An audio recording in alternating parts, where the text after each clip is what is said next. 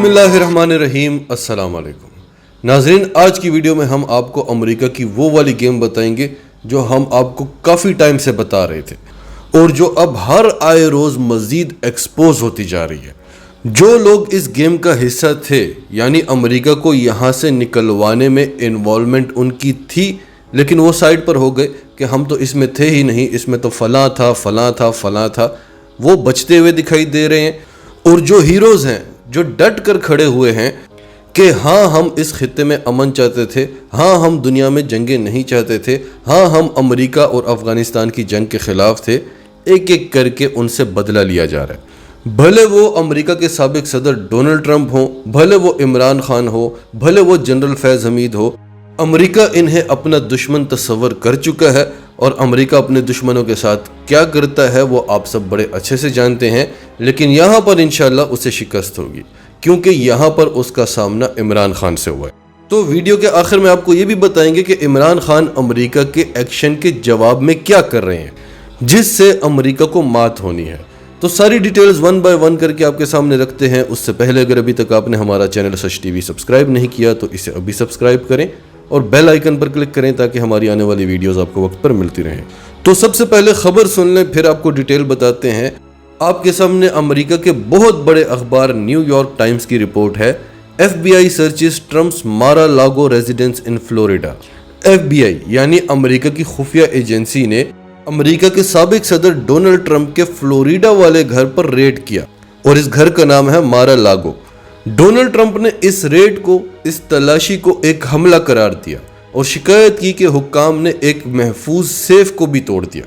और white house के मावनीन ने कहा कि यह खबर हमारे लिए हैरान कुन है, यानी हमें तो पता ही नहीं। अमरीकी इदारों का कहना है कि हमने वहां से कुछ खुफिया दस्तावेजात रिकवर करनी थी जो कि ट्रंप के कब्जे में थी। साबिक सदर डोनाल्ड ट्रंप के कब्जे में अमेरिका की एटमी तंसीबात के हवाले से कुछ खुफिया डॉक्यूमेंट्स थे, कुछ खुफिया दस्तावेजात थी, कुछ खुफिया इंफॉर्मेशन थी जो उन्होंने अपने कब्जे में रखी हुई थी।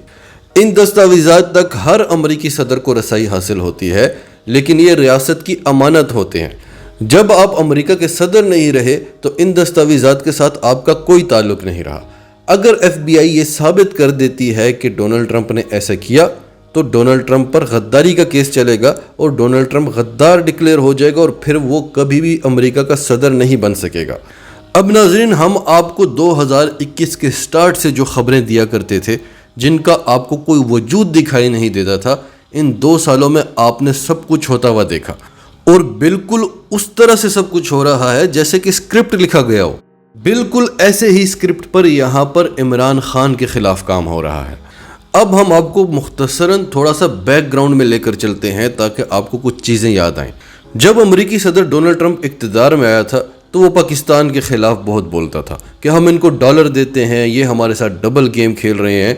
फिर जब इमरान खान इक़्तिदार में आए और इमरान खान ने अमेरिका का दौरा किया, डोनाल्ड ट्रंप के साथ मुलाकात की, तो इमरान खान ने डोनाल्ड ट्रंप की धज्जियाँ उड़ा कर रख दी कि कौन से डॉलर्स की बात करते हो, तुमने हमें 20 अरब डॉलर्स दिए हैं और हमारी मईशत को 200 अरब डॉलर्स का नुकसान पहुँचा है, हमारी 80,000 जानें गई हैं, हमारे मुल्क में दहशत गर्दी आई है तुम्हारी जंग लड़ते हुए, जिसकी वजह से हमारे मुल्क से सारे इन्वेस्टर्स भाग गए हैं, और तुमने अफगानिस्तान में 20 साल में क्या कर लिया। मैं तो पहले ही कहता था कि अफगानिस्तान में आज तक कोई भी जंग नहीं जीत सका, जो भी तहफ़्फ़ुज़ात हैं बैठ कर बात करो। फिर इमरान खान ने आलमी लीडर्स के सामने खड़े होकर बताया कि ये अलकायदा कौन है, ये तालिबान कौन है, ये इस्लामोफोबिया क्या है। ज़्यादा डिटेल्स में नहीं जाते, वीडियो लंबी हो जाएगी। लेकिन इमरान खान की बातों ने ट्रंप पर इतना असर किया कि वो इमरान खान से नफरत करने की बजाय इमरान खान को पसंद करने लगा और उसके बाद उसने पाकिस्तान के लिए कुछ भी बुरा नहीं किया और ना उसने कुछ बुरा कहा। उल्टा डोनाल्ड ट्रंप कहता था कि इमरान खान मेरा बेहतरीन दोस्त है और हम दोनों के साथ सब कुछ एक जैसा होता है। मीडिया हमारे खिलाफ बोलता है, उल्टा हमें कहा जाता है कि हम मीडिया पर पाबंदियां लगाते हैं, हालांकि हमारी मुखालिफ जमातें लगाती हैं। और आप देख रहे हैं कि इमरान खान के दौर में मीडिया को कैसी आज़ादी थी। इमरान खान कोई सरकारी पैसा मीडिया पर खर्च नहीं करते थे, अगर वो करते तो आज सूरत हाल कुछ और होती। और यही काम डोनाल्ड ट्रंप के साथ भी हुआ। ट्विटर, फेसबुक, उसके सारे अकाउंट्स ब्लॉक कर दिए गए, और वो भी तब जब वो अमेरिका का सदर था। अगर सदर वो था तो इस तरह के अहकामात कौन दे रहा था। बिल्कुल इसी तरह यहाँ पाकिस्तान में اگر وزیر اعظم عمران خان تھا تو قیدیوں والی وینز عمران خان کے گھر کے باہر آ کر کیا کر رہی تھی اور وہ کس کے احکامات پر آئی تھیں؟ تو عمران خان نے اور ڈونلڈ ٹرمپ نے مل کر بڑا کچھ ایکسپوز کیا ہے۔ وہ گیمز جو آج تک ڈھکی چھپی ہوئی تھیں وہ کھل چکی ہیں۔ اور پھر افغانستان سے امریکی فوج کا جو انخلا ہوا اس میں بھی سب سے اہم ترین کردار جو ہیں وہ عمران خان ہیں اور ڈونلڈ ٹرمپ ہیں۔ اس کے علاوہ اور بھی بہت اہم ترین کریکٹرز ہیں لیکن ان کا ہم ابھی ذکر نہیں کرتے۔ اب ڈونلڈ ٹرمپ کے ماضی کے کچھ اہم بیانات ہیں جو آپ کے سامنے رکھتے ہیں۔ ڈونلڈ ٹرمپ کہا کرتا تھا کہ ہماری فوج وہاں پر کب تک لڑتی رہے گی، کب تک ہم اپنے جوانوں کو وہاں پر مرواتے رہیں گے، 20 سال ہو گئے ہیں، اگر ہم نے کچھ کرنا ہوتا تو کر لیتے۔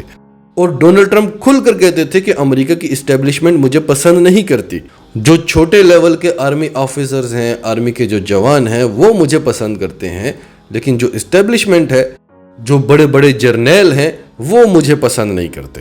وہ چاہتے ہیں کہ دنیا میں جنگیں ہوتی رہیں تاکہ امریکہ کی جو بڑی بڑی اسلحہ بنانے والی کمپنیاں ہیں ان کا اسلحہ بکتا رہے، اور بہت ساری چیزیں ہوتی ہیں، ان جنگوں کے سر پر ہی تو امریکہ سپر پاور بنائے۔ لیکن ڈونلڈ ٹرمپ دنیا میں امن چاہتے تھے اور یہی چیز عمران خان بھی چاہتے تھے۔ بالآخر جب افغانستان سے امریکی افواج کا انخلا ہوا تو ہم نے آپ سے کیا کہا تھا کہ انہوں نے دوسری جنگیں چھیڑنی ہیں۔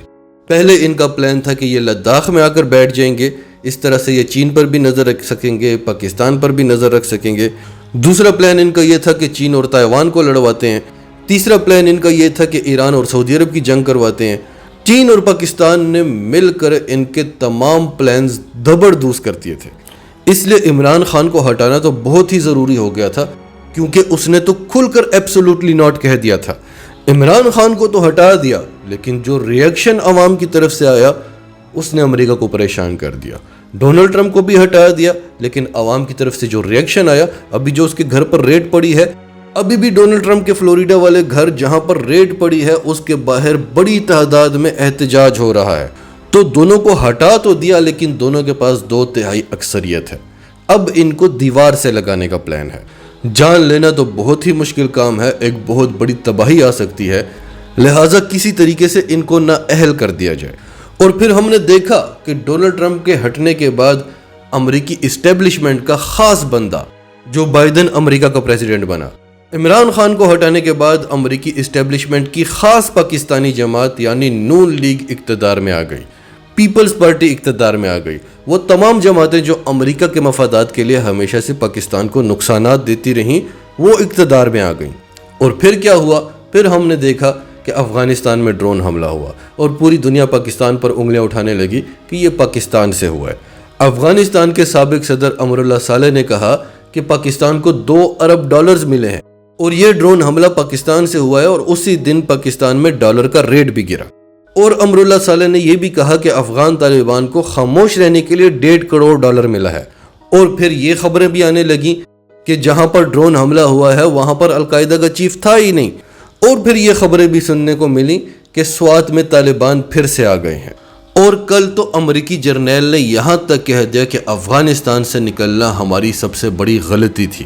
تو اب ان کے جو پلان ہیں کہ یہ دوبارہ سے آ کر افغانستان میں بیٹھیں یا چین اور تائیوان کو لڑوائیں، بھارت اور چین کو لڑوائیں، بھارت کو گلگت بلتستان دلوا دیں، ان کے بڑے بڑے پلانز ہیں جو انشاءاللہ ناکام ہوں گے، کیونکہ ایک پلان یہ بناتے ہیں، ایک پلان اوپر بنتا ہے۔ اینی ویز ان کے جو بھی پلان ہیں ان کے لیے بہت ہی ضروری ہے کہ عمران خان اور ڈونلڈ ٹرمپ کبھی اقتدار میں نہ آئیں، اور شہباز گل کو گرفتار کرنا یہ اس سلسلے کی ایک بہت بڑی کڑی تھی۔ ARY نیوز کو بند کرنا اس سلسلے کی ایک بہت بڑی کڑی ہے۔ اس سب کے پیچھے امریکہ کا ہاتھ ہے، لیکن امریکہ سے بیانات کیا آتے ہیں؟ ARY نیوز کی بندش کے حوالے سے کل جب جیک سولیون سے سوال کیا گیا تو انہوں نے کہا کہ ہمیں اس پر تحفظات ہیں، پاکستان میں جو کچھ صحافیوں کے ساتھ ہو رہا ہے، جو کچھ میڈیا کے ساتھ ہو رہا ہے، اس پر ہمیں کڑی تشویش ہے۔ آپ لوگ یہی سوال پوچھتے رہے کہ مریم نواز نے فلاں بات کی تھی، مولانا فضل الرحمان نے یہ کہا تھا، نواز شریف، خواجہ آصف، ایاز صادق، کیپٹن صفدر، ان سب کو کیوں نہیں پکڑتے؟ کیونکہ ان کے تو پلے ہی کچھ نہیں ہے۔ ان کو پکڑ کر کیا کرنا ہے؟ ان کی اوقات ہی کیا ہے؟ ان کی اوقات صرف یہ ہے کہ وہ امریکی مفادات کے لیے یہاں پر بٹھائے گئے ہیں اور اس پر بڑے اچھے سے کام کر رہے ہیں۔ تو ان کو دیوار سے لگانے کی کیوں کوشش کی جائے گی؟ دیوار سے لگانے کی کوشش آپ کو کی جا رہی ہے۔ کیونکہ آپ کے پاس 90% اکثریت ہے اور آپ پاکستان کے نیشنل انٹرسٹ کی بات کرتے ہیں جو امریکہ کے نیشنل انٹرسٹ کے خلاف ہے. اس لیے آپ کو دیوار سے لگانا ضروری ہے اور وہ اس انتظار میں بیٹھے ہوئے ہیں کہ آپ کے منہ سے کچھ نکلے, آپ کے پارٹی کے رہنماؤں کے منہ سے کچھ نکلے.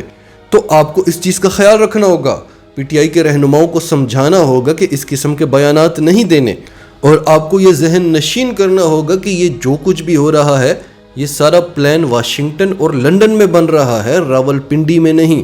امریکہ کی کٹ پتلی راول پنڈی نہیں ہے, امپورٹڈ حکومت ہے. آپ اس امپورٹڈ حکومت کا مقابلہ کریں اور ان تمام کریکٹرز کو پکڑیں. آپ نے دیکھا یہ عطا تارڑ جو کل تک شیر بنا ہوا تھا آج بلی کی طرح وزیر اعظم ہاؤس میں پناہ لے کر چھپا ہوا ہے. تو آپ کو بہت سوچ سمجھ کر چلنا ہوگا کیونکہ پاکستان اس وقت بہت مشکل مراحل سے گزر رہا ہے اور آپ اس 22 کروڑ عوام کی ایک آخری امید ہیں. ناظرین, آپ کی اس سب کے بارے میں کیا رائے ہے؟ کمنٹس میں اپنی رائے کا اظہار کرتے رہیں, اور اگر آپ ہمارے چینل پر نئے ہیں تو ابھی سچ ٹی وی کو سبسکرائب کریں, سچ ٹی وی فیملی کا حصہ بنیں, اور ہماری ویڈیوز پسند آئیں تو انہیں لائک کریں, شیئر کریں تاکہ زیادہ سے زیادہ لوگوں تک یہ میسیجز پہنچتے رہیں.